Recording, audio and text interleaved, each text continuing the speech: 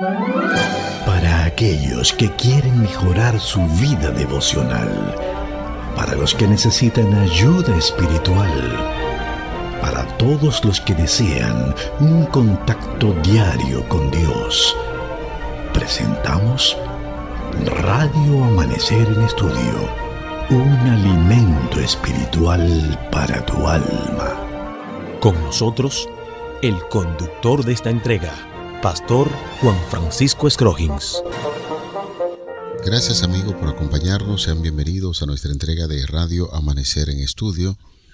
Es una gran bendición estar con ustedes en esta hora y esperamos que lo estudiado durante toda esta semana haya sido de gran bendición cuando tuvimos el privilegio de compartir con ustedes un tema de tanto interés que tiene que ver con las plagas. Y estas plagas definitivamente representan el juicio de Dios, no para el pueblo como tal, sino, como hemos aprendido durante esta semana, estas plagas van dirigidas a los dioses de Egipto, donde ellos apoyaban su creencia de que en diferentes lugares allí operaban los dioses de Egipto con un propósito especial de protección, de proveer. En fin, esta semana pudimos aprender y estudiar diferentes dioses que polulaban en esta nación que, por cierto, se caracterizaba por ser una nación politeísta. De manera que eso es lo que estaremos repasando en esta semana, viendo algunas ideas generales de lo que fue esta lección número 4, donde estaremos repasando algunos detalles de interés. Recuerden que para esta lección las plagas estamos utilizando un pasaje de la Biblia a memorizar de Éxodo 9:35.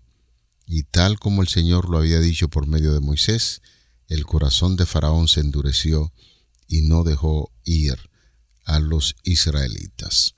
Vamos a orar. Señor, ahora que iniciamos este estudio, este repaso, es importante, como siempre lo hacemos, pedir la dirección divina, que el Espíritu Santo se mueva poderosamente en nuestro medio y que lo estudiado durante la semana pueda ser de gran bendición para todos nosotros. Te lo pedimos, lo rogamos, en el nombre glorioso de nuestro Señor Jesucristo.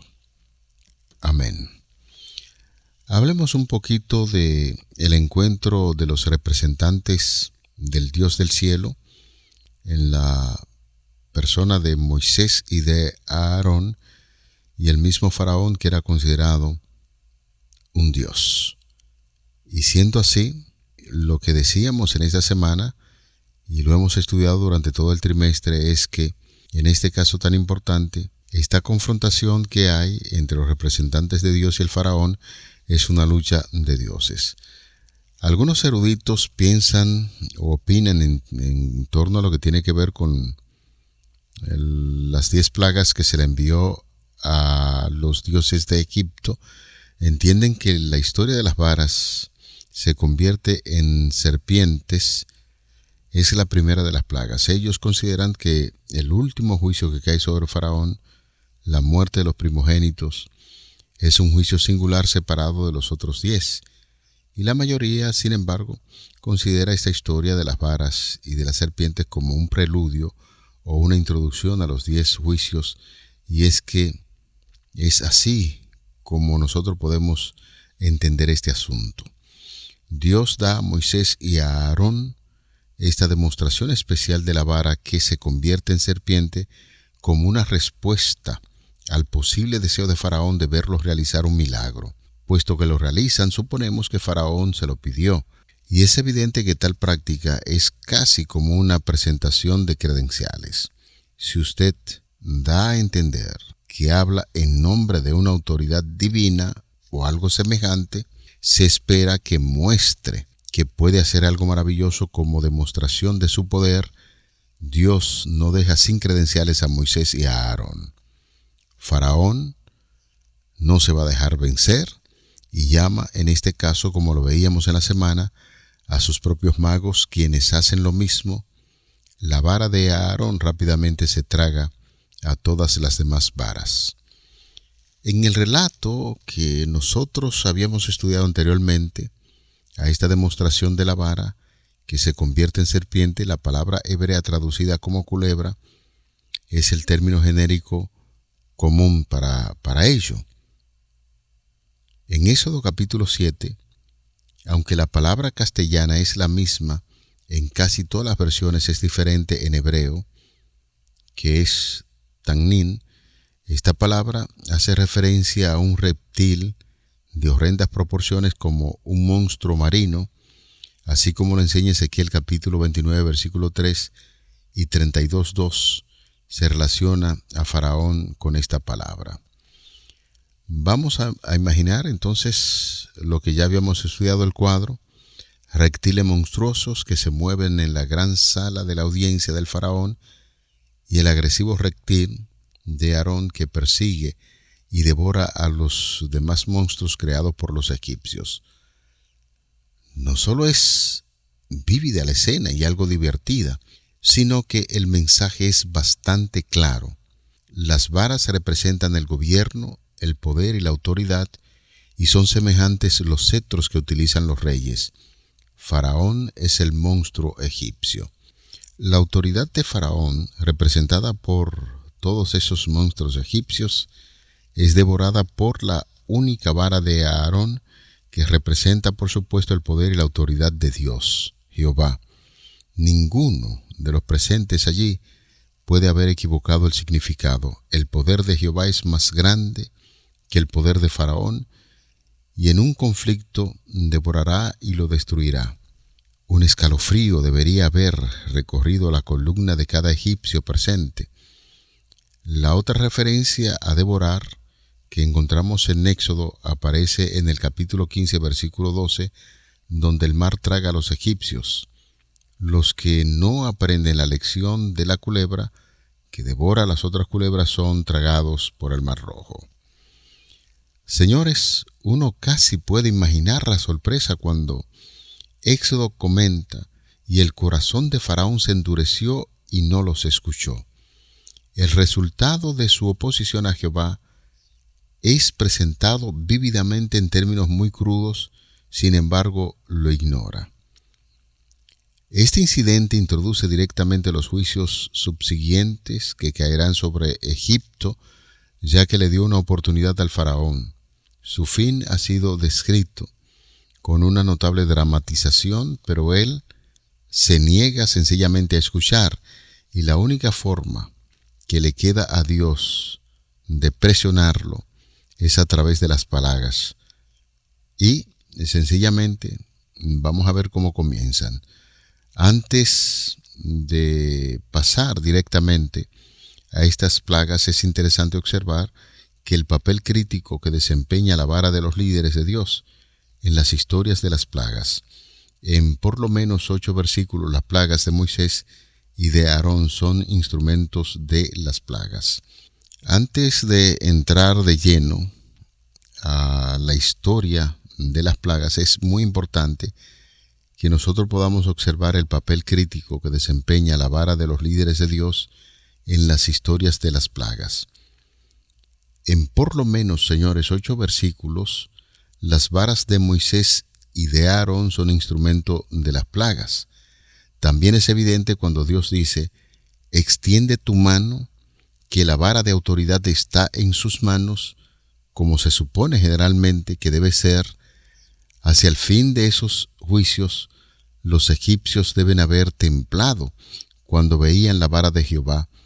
Uno puede preguntarse, ¿con qué puede compararse actualmente la vara de la autoridad de Jehová? Señores, veamos algunas ideas que fueron desarrolladas durante toda esta semana. Moisés y Aarón son los representantes de Dios. Los diferentes papeles que desempeñan son fascinantes. En las 3 primeras plagas, Dios da sus órdenes a Moisés, pero en realidad el instrumento para ocasionar las plagas es a Aarón. En la 4ª y en la 5ª plagas, Dios es el agente directo. En la 6ª, 7ª y 8ª, y así como también en la 9ª, Moisés actúa como el agente directo de Dios. Finalmente, en la 10ª plaga, Dios obra de forma directa nuevamente. Y eso es lo que hemos estudiado durante toda esta semana. No estamos seguros de lo que esto significa exactamente, pero en la sección de la historia que hemos considerado, parece otorgarle un rol cada vez más importante a Moisés, mientras a Aarón se pierde de un poco allí en el fondo. Quizás Moisés está recordando cada vez más la lengua egipcia y está aumentando su confianza en su propio liderazgo. Si este fuera el caso, entonces nosotros podríamos decir que va a disminuir su dependencia respecto a Aarón como vocero. Ambos, sin embargo, continúan funcionando como un equipo de dirigentes y eso es muy importante y es bueno refrescarlo en esta parte de resumen que estamos haciendo. Siempre es importante actuar como un equipo y en este caso el equipo de Dios conformado por Aarón y Moisés se deja ver la forma maravillosa en que Dios puede conducirlo. Un factor que podemos considerar una vez más es que Aarón está especialmente activo cuando están en escena los magos egipcios. Esto quiere decir que cuando se acaban las 3 primeras plagas y los obradores de los milagros de Faraón desaparecen, lo mismo ocurre con el papel protagónico de Aarón. Cuando desaparecen estos competidores, Moisés parece ser capaz de atender las cosas por sí mismo. Estos hechiceros de Faraón con sus encantamientos aparecen casi como de sorpresa en la historia. Son capaces de reproducir el milagro introductorio de la vara que es convertida en serpientes y las primeras 2 plagas. No pueden, sin embargo, convertir el polvo en mosquito y reproducir así la tercera plaga. Luego de eso, desaparecen de la escena. Sabemos que la magia ocupaba un lugar muy importante en lo que es la vida y la religión de los egipcios. Cubría todo el espectro desde la magia que protegía contra el mal hasta la magia para facilitar el alumbramiento y ayudar al galanteo. La realización de prodigios mencionados aquí era común y se la encuentra en otra literatura antigua. También se habla de otras contiendas entre magos egipcios y obradores de milagros de extranjeros. Jehová evidentemente sentía que era importante derrotar a los magos egipcios como parte del proceso del éxodo. Solo necesitó 3 plagas para lograrlo. Y en ese momento reconocen el dedo de Dios en la obra de Moisés y de Aarón, pero el corazón de su líder sigue duro, se endurece, como hemos estudiado durante toda esta semana.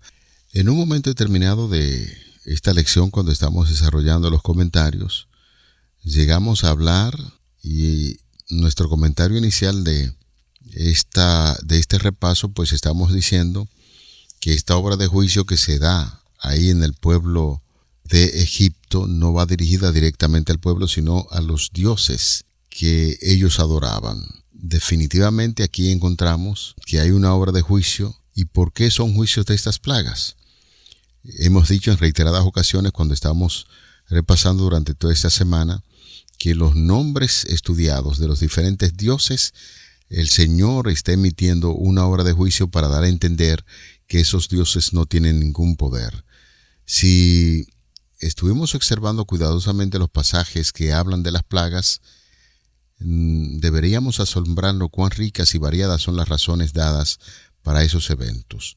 La razón más obvia, como la más citada, es que Faraón no cede. Dios quiere ver libre a su pueblo.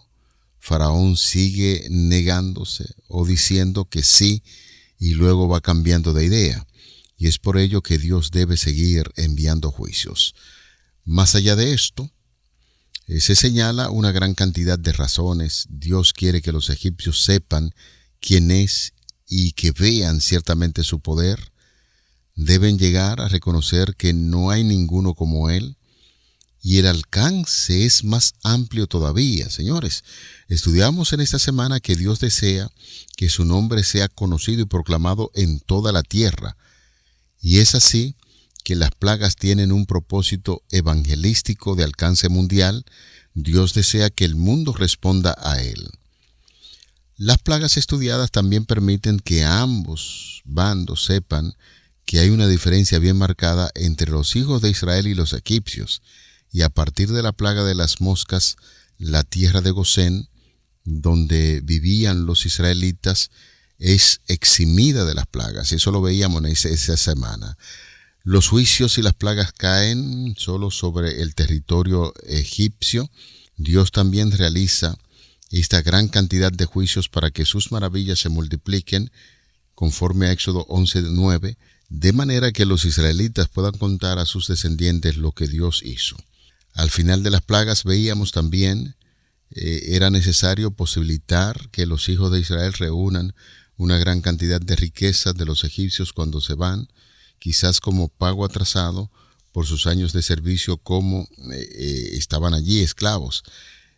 En forma señalada, Dios, el Dios del Éxodo, quiere dar razones inequívocas para sus acciones. No está afligiendo arbitrariamente a los egipcios con dolor y con sufrimiento. No, por supuesto que no. Veíamos en esta semana, Dios quería que esta obra de juicio que estaba cayendo sobre los dioses de ellos tuviera un efecto evangelístico para salvar a este pueblo, y que el pueblo de Israel debía ser su representante. Faraón lo fuerza a actuar así. Mediante su respuesta negativa, Dios puede transformar esos juicios que quisiera que no fuesen necesarios. Podemos decir que las lecciones que son dadas al pueblo de Egipto y a sus dioses también van a afectar de manera muy considerable al pueblo de Israel, para que puedan entender que Dios está al control de todo. De manera que podemos decir que se ha discutido mucho entre los estudiosos de la palabra de Dios de la Biblia la naturaleza exacta de las plagas. ¿Son milagrosas, naturales o una combinación de ambas? ¿Son actos directos de Dios o actos de la naturaleza que Dios utiliza para asegurar la liberación de su pueblo? Algunos han considerado que las plagas, como sucesos naturales altamente dramatizados, que produjeron problemas en Egipto y la liberación de los esclavos israelitas. Estas personas han señalado que todas las plagas, con excepción de la muerte de los primogénitos, eran sucesos bastante comunes en Egipto. Por ejemplo, la plaga del agua convertida en sangre podría haber sido producida por un alga típicamente que tiñe de rojo las aguas del Nilo, y otros han tratado de combinar lo natural con lo sobrenatural. Así que las plagas habrían sido fenómenos naturales resaltados y adaptados al momento con la adición de factores milagrosos provenientes de la intervención directa de Dios, como piensan quizás algunos. Lo cierto es que, y eso hay que puntualizarlo, el problema con todo esto es que no se ajusta a lo que dice la palabra de Dios. Puede ser que algunas personas del siglo XXI les ayude a usted a sentirse mejor con Éxodo, creer que fueron fenómenos naturales, pero esto no es lo que la Biblia, la palabra de Dios, enseña. El agua del Nilo sencillamente no se volvió como sangre, sino que se convertiría en sangre y murieron peces y el río olía mal. Cada una de las plagas es atribuida a la acción directa de Dios, conforme a la Biblia, o su acción por medio de Moisés y o a Aarón. Todo esto demuestra que fueron actos de Dios para liberar a su pueblo. Y es por ello que llamar los actos naturales no solo va en contra de la historia, tal como está relatada en la palabra de Dios en la Biblia, sino que también disminuye la habilidad de Dios para salvar.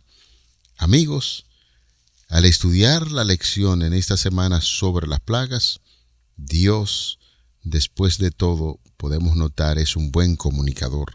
Sabe comunicar las cosas y cómo van a suceder con un propósito evangelístico. Trata con temas que forman parte de ese ambiente allí en Egipto. No transforma el Amazonas en sangre ni trae enfermedades a los osos polares, no. Todas las plagas están relacionadas con cosas que tienen que ver directamente con la experiencia de ellos como pueblo, con la experiencia egipcia. El punto es que Dios utiliza milagrosamente cosas relevantes al ambiente egipcio para que tengan sentido para su audiencia. Y cuando Dios comunica estas grandes verdades, y lo hemos repetido en reiteradas ocasiones, tiene un propósito de evangelismo. Los eruditos que han estudiado las plagas han encontrado numerosas progresiones o pautas posibles en ellas. En sección consideramos algunas de las sugerencias que han hecho, y puesto que la mayoría de los comentadores sostienen que toda la secuencia de las plagas está relacionada con la lucha entre Jehová y el faraón y sus dioses, observan un molde religioso en las plagas. Consideran que todas las plagas atacan en un sentido o en otro a los dioses de Egipto, y algunas de las posibilidades son las siguientes. El Nilo era adorado, por tanto, convertir el Nilo en sangre es un insulto al río divino de ellos, conforme a la creencia de los egipcios. Había un dios rana llamado Eket, relacionado con las parteras y la procreación. La plaga de las ranas atacó a ese dios. La lista continúa.